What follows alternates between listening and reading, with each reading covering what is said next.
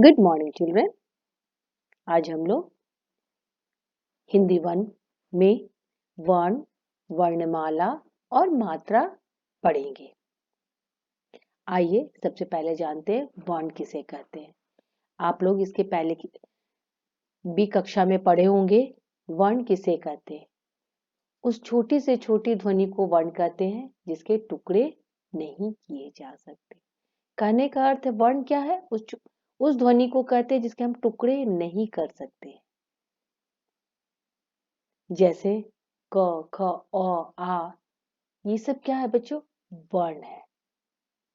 यहाँ आपको दो चित्र दिख रहे हैं, एक कमल है, एक तोता है। अब कमल को देखिए, क, अ, म, अ, ल, अ। तो इसमें टोटल कितनी ध्वनियां हुई बच्चों? 6 ध्वनि हुई। उसी तरह त, ओ, त, आ क्या बना? तोता। इसमें कितनी ध्वनियां हैं? इसमें 4 ध्वनियां हैं। तो ऊपर के चित्र में बच्चों आपने देखा और नीचे लिखे शब्द को पढ़ा। इन शब्दों को पढ़ते समय आपके मुख से कुछ ध्वनि निकली। ये ध्वनि ही क्या कहलाती है बच्चों? वर्ण। इसी ध्वनि को हम लोग क्या कहते हैं? वर्ण। ये जो क, म, ल, ये क्या है? ये जो ध्वनि है यही क्या कहलाती है बच्चों? वर्ण कहलाती है। इस तरह हम कह सकते हैं कि यह भाषा की सबसे छोटी इकाई है। वर्ण क्या है बच्चों? भाषा की सबसे छोटी इकाई। इसके और टुकड़े नहीं किए जा सकते। अब यहाँ पर जैसे क, म, ल, तो क को क, म, ल इसको और हम टुकड़ा नहीं कर सकते हैं। तो वर्ण क्या हो गई? यह भाषा की सबसे छोटी इकाई है जिसके और टुकड़े नहीं किए जा सकते। इस प्रकार वर्ण की परिभाषा क्या होगा बच्चों? भाषा की सबसे छोटी इकाई जिसके टुकड़े नहीं किए जा सकते हैं उसे वर्ण कहते हैं। वर्ण या अक्षर कहते हैं। वर्ण को बच्चों हम लोग अक्षर भी कहते हैं। तो वर्ण क्या हो गई? भाषा की सबसे छोटी इकाई जिसके और टुकड़े नहीं किए जा सकते।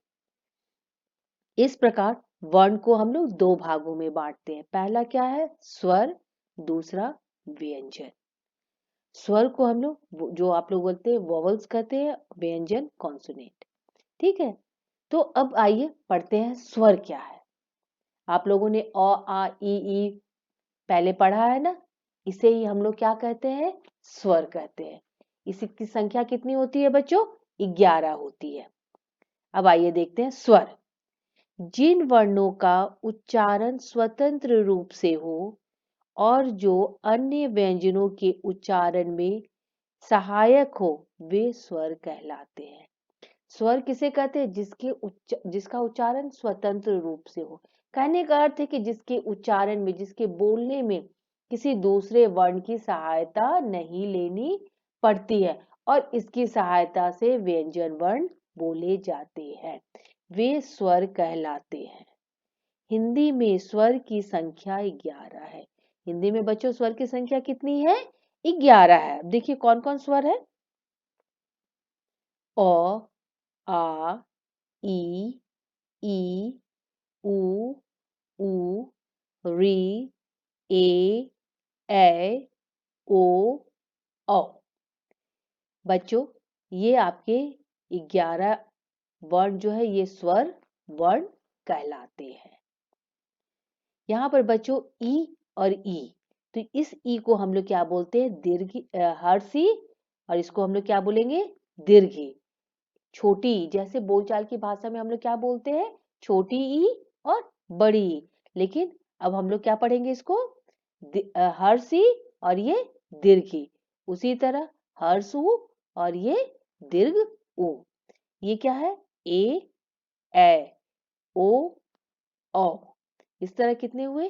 11 स्वर हुए। एक बार आइए पुनः पढ़ते हैं।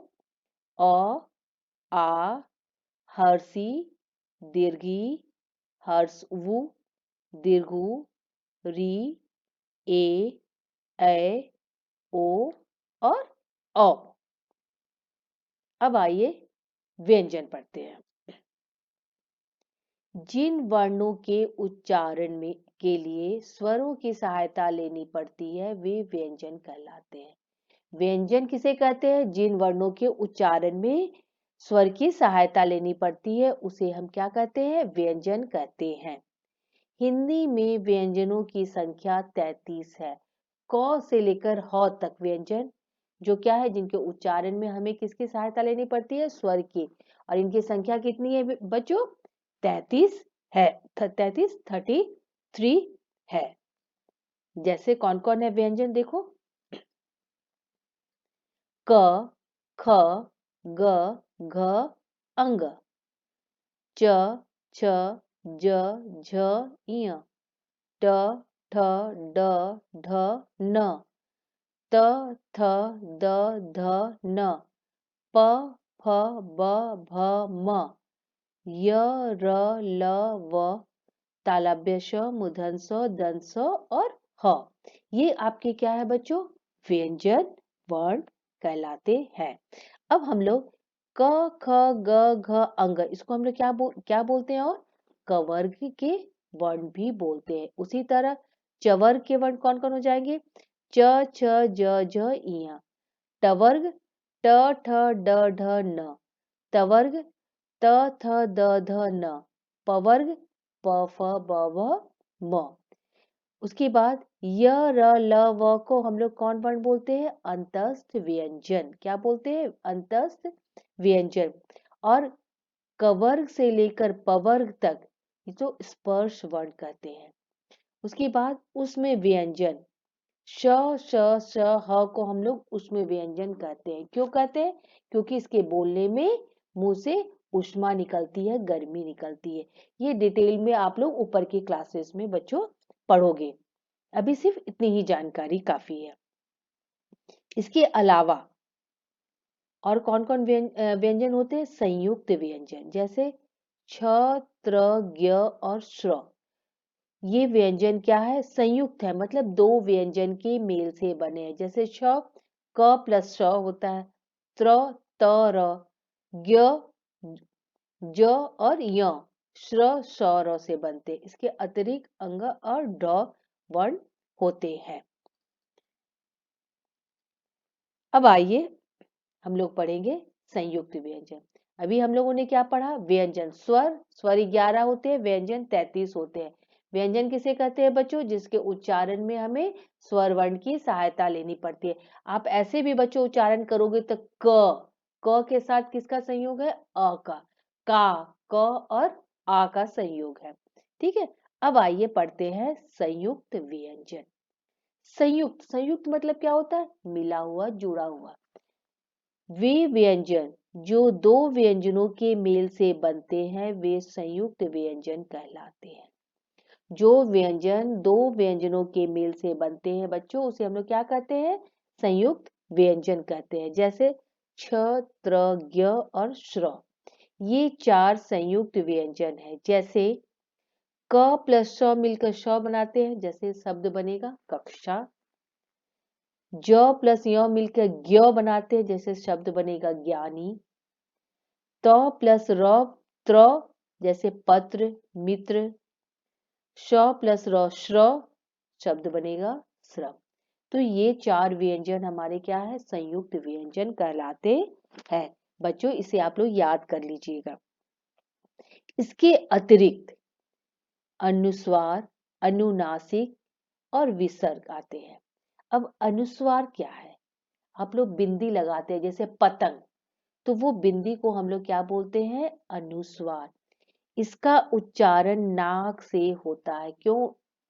अनुस्वार का उच्चारण कहाँ से होता है बच्चों? नाक से होता है। जैसे झंडा, तो ये बिंदु ही क्या है? अनुस्वार है, अंग की मात्रा है। उसी तरह रंग, ये क्या है? अनुस्वार है। उसके बाद अनुनासिक, जिसमें क्या होता है? चंद्र बिंदु का हम लोग जब प्रयोग करते हैं तो वो अनुनासिक कहलाता है। इसका उच्चारण नाक और गले दोनों से होता है। अनुस्वार का बच्चों उच्चारण कहाँ से होता है? सिर्फ नाक से। लेकिन चंद्रबिंदु का अनुनासिक का क्या होता है? नाक और गले दोनों से होता है, जैसे सांप। तो ये जो चंद्रबिंदु है ये क्या है? अनुनासिक है। 5 आदि, इसमें प्रत्येक स्वर या उसकी मात्रा के ऊपर चंद्रबिंदु के रूप में लगाते हैं। उसके बाद विसर्ग, ये संस्कृत में ज्यादा संस्कृत के ये ऊपर के क्लासेस में इसमें डिटेल में आप लोग पढ़ोगे। इनका प्रयोग व्यंजन के बाद किया जाता है। विसर्ग का प्रयोग कब किया जाता है? व्यंजन के बाद किया जाता है। इसका उच्चारण ह की तरह होता है, जैसे नमा, ये जो बिंदु है ह, तो ये जो है विसर्ग कहलाता है। पुनः आदि क्या है? ये विसर्ग है।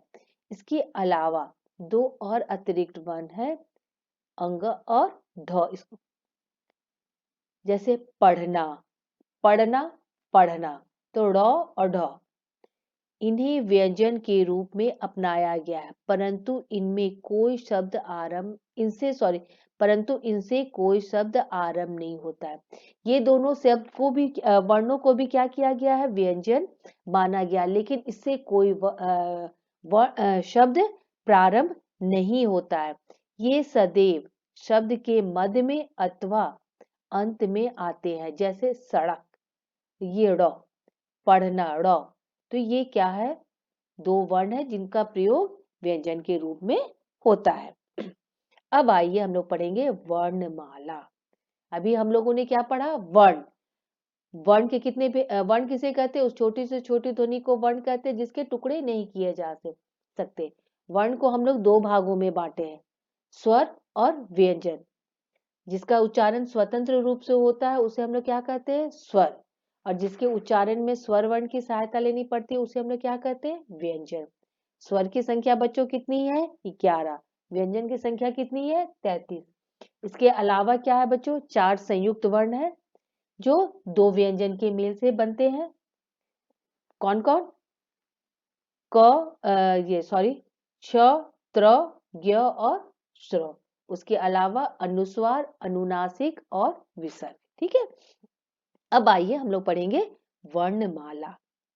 वर्णमाला किसे कहते हैं? वर्णों के समूह को वर्णमाला कहते हैं।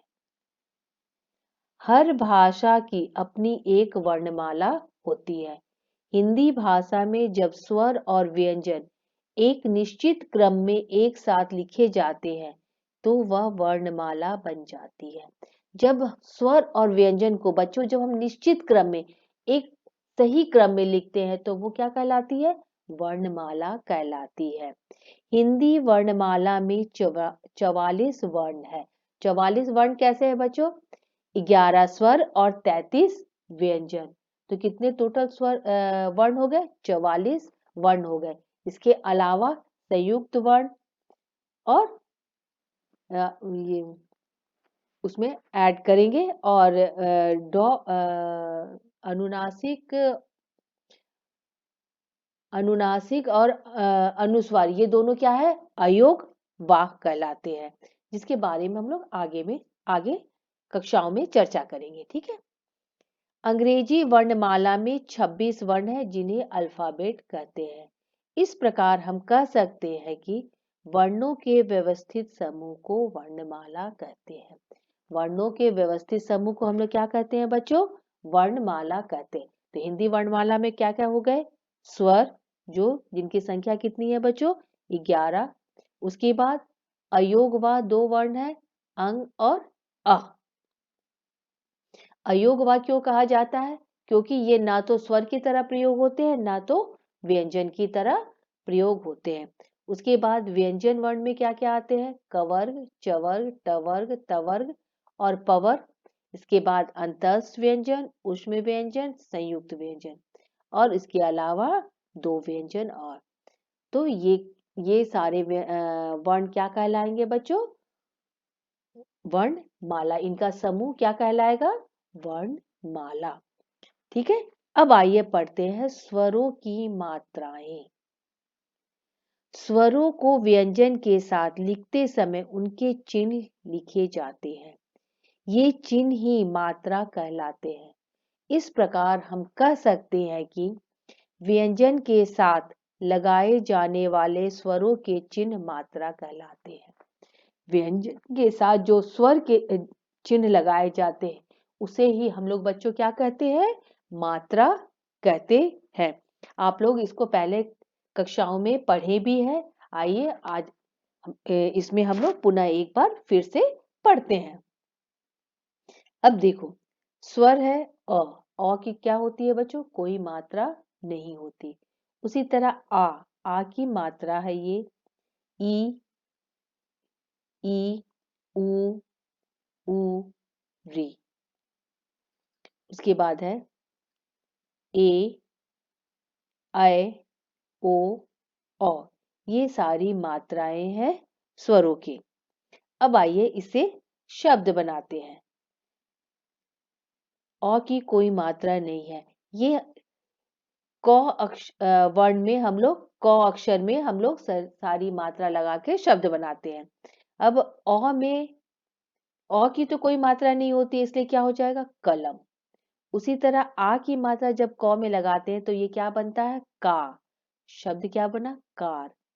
उसी तरह ई की मात्रा जब लगाते हैं हर्ष ई की तो क्या बना? की। शब्द क्या बना? किसान। फिर दीर्घ ई की मात्रा लगाते हैं अगर क में तो क्या बना? की। शब्द क्या बना? कील। उसी तरह फिर हर्ष ऊ लगाते हैं तो क्या बना? कू।